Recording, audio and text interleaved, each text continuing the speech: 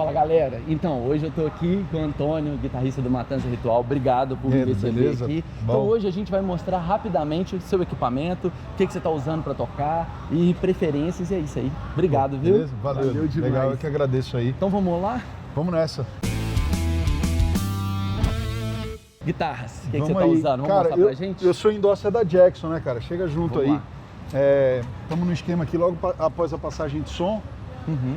Inclusive elas estão aqui dentro do meu case, que é mais um parceiro importantíssimo, que é a Enki, né, que é essa marca americana de travel cases aí. Esse case é muito legal, cara, porque a tampa dele, que tá aqui do lado, ela sai, né? E aí fica meio que um guitar bolt, né? Sim. E com esse case, cara, eu viajo sem medo, velho. Não, cara, esse case é sensacional, essa marca é muito legal. E Esse das guitarras? pode- O que você tá usando de Pois modelo é, aí? eu sou endorser da Jackson já faz aí uns 10 anos, né? E eu só uso Jackson. Eu tô com essa, que é uma japonesa, uma Dink.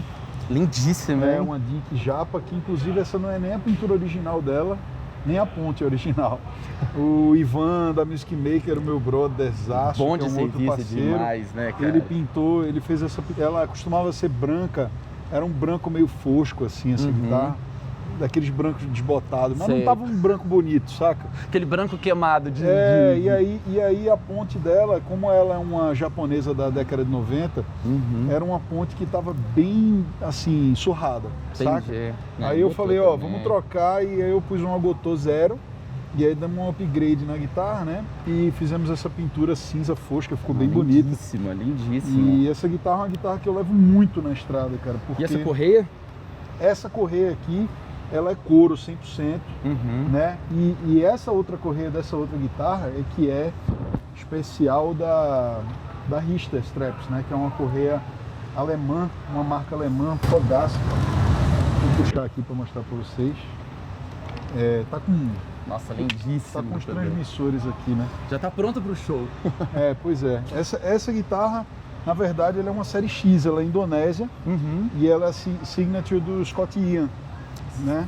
Foda. Então é guitarra de trecheiro mesmo, baseiro, né? Ela tem inclusive ponte Tunomatic, que eu... E essa você usava no Corsus também? Usava, sim, demais. Inclusive o escudo original dela, ele partiu inteiro, né, por causa do uso. Aí eu mandei fazer um escudo de aço inox. Ah, mas melhor E coisa. agora né? eu quero ver partir. Entendeu?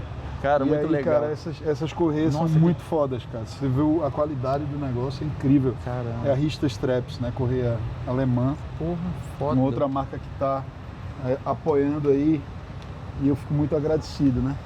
Então é isso, normalmente em viagens aí, em shows e tudo, eu só levo 2 guitarras com Matanza, porque não tem necessidade de mais, porque é uma afinação só, a gente toca em Mi, diapasão mesmo, né? Que legal pra O caramba. famoso lá 440, né? Que já deu tanta discussão, né? Pois é. Foda. E aí não precisa de mais de duas guitarras, dá conta bem demais. Tá. E me fala de corda, o que você tá usando, Cara, calibre? eu uso o Elixir, eu sou artista da Elixir já há muito tempo aí, uns bons 15 anos que eu tenho parceria com a marca. E é uma marca que, no que depender de mim, eu vou levar até o caixão, brother, porque Aguenta demais, né? eu adoro a marca, as cordas têm uma qualidade incrível e duram muito, cara, muito assim, muito. Cara, parece mentira. Eu tenho várias guitarras, né? Eu tenho, hoje no total, eu não sou grande colecionador não, mas eu tenho 9 guitarras. Nossa. E uma delas, que é uma guitarra muito especial que o Ivan fez pra mim, o Ivan da Music Maker. Que é muito bom de serviço, viu? É como se fosse uma guitarra signature, assim, tem meu nome nela e tal, mas nunca legal. foi lançada. E ela é peça única, eu tenho o maior carinho por essa guitarra. Mas por que não lançou? Bom, Ivan. Ó, Ivan, tá vendo aí? E aí, cara, essa guitarra eu usei ela muitos anos atrás, num show que eu fiz, inclusive com o Andreoli, no projeto paralelo meu, chamado One Arm Away, que eu canto. Legal, boa, massa. E aí, foi o único show que esse projeto fez, que foi no Abril Pro Rock, lá da minha cidade, Recife. E aí, cara, eu toquei, guardei essa guitarra num case e ela meio que foi pro fundo do baú lá e passou anos guardada, cara. Aí você tira, tá brilhando. Meu irmão, eu tirei, eu juro a você, a corda que eu tirei, eu continuo usando, cara. Que doideira. É bizarro, o Elixir dura demais. E calibre que você tá usando? Cara, em Mi eu tô usando sempre 010, é o 010 padrão da Elixir, se eu não me engano 010 é 046, 046. né?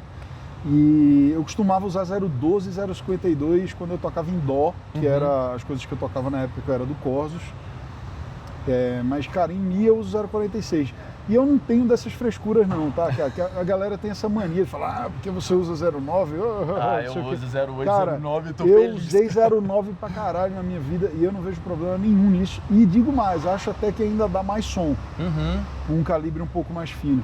É que eu me acostumei com a 0,10, cara, porque na época do Corsus a gente usava duas afinações. Usava Dó com 0,12 ou Mi bemol. Que aí a 0,9 pra mim ficava muito mole, aí eu comecei a usar 0,10. E aí quando eu voltei a tocar em Mi, eu só tinha corda 0,10.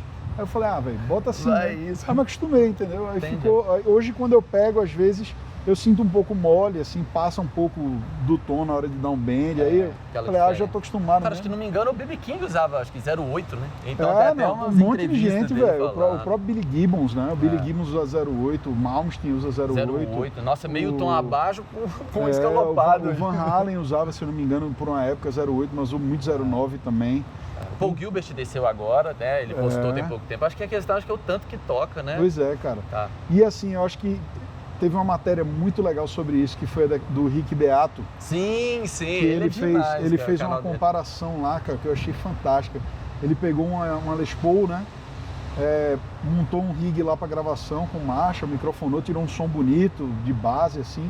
E aí ele falou, velho, vou pegar a mesma guitarra, mesmo rig, e eu vou gravar a mesma base com cordas diferentes, só com calibres diferentes. Não. Aí ele foi de 0,12 a 0,8. E, cara, o que soava mais legal era o 0,8, cara. É muito doido isso. Mais legal, assim, disparado. E deixa eu te perguntar, assim, é uma questão que eu venho pesquisando já tem bom tempo, até no podcast o Elias, que é o parceiro do canal Rock'n'Roll, abraço Elias, ele me zoa muito porque isso é um tema que eu gosto muito de trabalhar. Para você acha que interfere mais um setup de captador legal ou a madeira da guitarra em si em relação ao som? Porque aqui, por exemplo, tem a lenda de que vou colocar uma madeira tal ali que vai influenciar no médio. Eu tenho a minha posição de que se influencia não é o tanto que a galera fala. E para você, o que você acha? Cara, isso é um assunto polêmico, né? Polêmico. Tem gente que fala que madeira não vale nada, não faz diferença nenhuma. Inclusive você vê muito gringo falando isso, falando, isso aí é tudo, meu irmão, o que vale mesmo é o captador, entendeu? Se você botar o captador num pedaço de arame vai sair o mesmo som.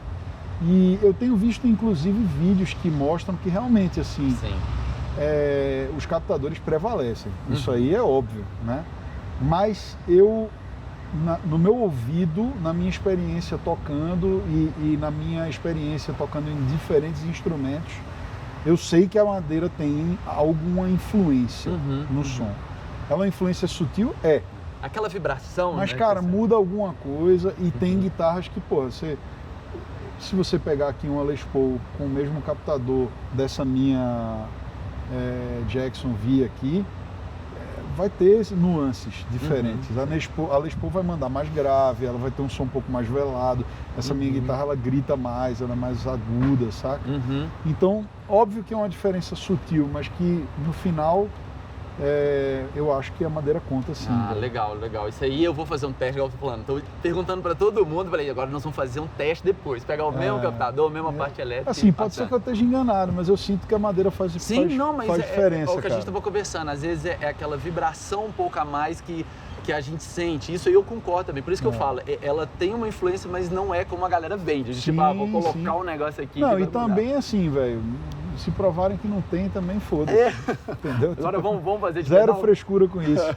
Vamos aí. E o que você tá usando? Vamos lá. Cara, vamos aí. Eu sempre viajo com o camper, né, cara? O camper, ele me traz uma uniformidade, uma segurança no som que pra mim é muito importante, cara. Então, assim, independente do palco que eu tô, da casa que eu tô, da estrutura que a gente tá tocando e do que a gente pode levar ou não, o camper me dá a certeza de que eu vou ter um som pelo menos parecido com muito parecido todo dia. Sim. E isso por si só já é muito legal. No caso do Matanza, como a gente tem o privilégio de ter uma estrutura mais legal, mais organizada, e a gente pode, digamos assim, fazer exigências, pedir certas, digamos assim, um certo padrão de qualidade, né? Eu sempre peço para que a gente tenha dois cabeçotes, né? Para ter um reserva, duas gabinetes 412, né? 99% das vezes é Marshall. Se eu pudesse ter o mundo ideal, eu queria que fosse sempre Piven, né? Mas Piven, infelizmente, não, poucos lugares tem. Então o Marshall funciona e é bom demais e não tem o que falar. Tá, e qual é essa relação, assim? Porque sempre tem essa guerra, são assuntos todos polêmicos, né? Dessa guerra do analógico com o digital, qual que é o meio termo que você trabalha entre eles? Como que você enxerga isso? Cara, eu enxergo o digital como uma ferramenta fantástica, útil, que chegou num nível de qualidade absolutamente incrível. Sim, no sentido de que qualquer cara, de qualquer banda, de qualquer nível, pode usar e vai ter um som satisfatório. Sim. Aí você vai me perguntar assim, cara, mas se você tivesse toda a grana do mundo toda a pompa e circunstância para você levar o que você quisesse. Eu falei, pô, claro que se eu pudesse viajar com geladeiras, etc., meus amps na estrada, tudo, aí talvez eu até preferisse montar um setup de amps e tal, mouse, com um direct box especial, com impulse response para ter uma linha legal, alguma coisa assim. Mas, cara, no final das contas, cara, eu ia levar assim, toneladas e milhares de reais em equipamentos e ia acabar saindo o mesmo som. Sim. Porque no final das contas eu ia ter uma linha com IR mandando um sinal que ia ficar parecido pra caralho com o Kemper. Verdade. Então o Kemper ele funciona muito bem nesse sentido, assim como o Neural, assim como outras ferramentas. E como você tá ligando aí? Vamos mostrar pra galera. Cara, eu tenho um profile que eu mesmo fiz nesse Kemper, que inclusive esse profile... bom pra caramba, tá? Pô, de lá tá lindo. Obrigado, cara. Esse profile aqui, ele é o profile do som da gravação do nosso disco, do Matanza Ritual. Então, quando a gente chegou no som lá, que foi uma mistura de Soldano com Marshall JCM900. Sempre ele, né? E aí estavam era um Soldano SL100, SL100, né? Eu acho que é esse o modelo. Enfim, que é aquele que é Snake Skin, né? Sim, é esse mesmo. Puta som sempre tem. E aí tinha o Marshall JCM900, 2 caixas 4 e 12, e para cada caixa a gente colocou 2 mix, era um 421 e um S157, né, o básico. Sim. O S157 lá off-axis, né, e o 421 nas posições do nosso mago. E aí você usou os dois. Jorge Guerreiro. Né? E levou o sinal do... E aí foram 4 canais de guitarra, fizemos aí, né, o estudo das fases e tudo. E aí chegou num som lá que a gente falou, porra, isso aqui tá legal pra caralho. E desse som aí, no final, depois que a gente gravou o disco inteiro, eu falei, velho, para tudo, vamos fazer um profiling desse som, porque eu quero guardar ele. E eu tenho usado ele até hoje. Aí, bom, o que é que eu vejo de deficiência no digital ainda? Eu acho que o digital, apesar, ele tem obviamente uma compressão exagerada, né? Que é natural dela, do som digital. E eu sinto às vezes um pouco de falta do médio. Médio na cara, assim, meio estourado? Não é nem que o médio na cara, cara. É a característica do médio do digital me traz uma sensação diferente. Sim, concordo. Não me dá aquela sensação de amp, saca? E é por isso que eu saio daqui, vou da saída dry, ele vai para frente do Marshall, eu timbro o Marshall e a gente microfona o som do Marshall. Ah, legal. Então lá na frente o que você tá ouvindo é a soma da linha do Kemper com o mic do Marshall. Ah, bom demais. E aí sai isso aí. E aí o Kemper tá mandando no sinal, né? Mas a linha o mic do Marshall chega ali e dá aquele molhozinho. É aquela mistura, né? Pra ficar legal daquele jeito. Cara, o som tá lindíssimo. Obrigado. Acho que é isso, cara. Obrigado, valeu pelo seu tempo mais uma vez. Tamo junto. Agradece aí a galera, os endorsers, os obrigado aí, pessoal. E, pra quem segue aí, pra quem vê e tá sempre dando apoio, muito obrigado. Aos queridos amigos, patrocinadores, sem palavras, a Tecniforte, a Elixir, a Jackson, a Pivey, a Music Maker, a Rista Straps, Enki, então marcas essenciais aí que estão sempre na estrada com a gente. E é isso aí. Valeu. Da próxima vez já está feito um convite, ele vai lá no Guitar Hit. O Guitar Hit é um podcast que o nome já fala. Guitar Hit é a doença do guitarrista, entendeu? É isso mesmo. Então a gente vai falar mais de guitarra, que foi corrido, porque depois da passagem de som, agradecer o Mr. Rock mais uma vez. Valeu. E é isso aí. Obrigado. Valeu demais. Valeu, Edu. Obrigadão. Valeu, Tamo mano. junto.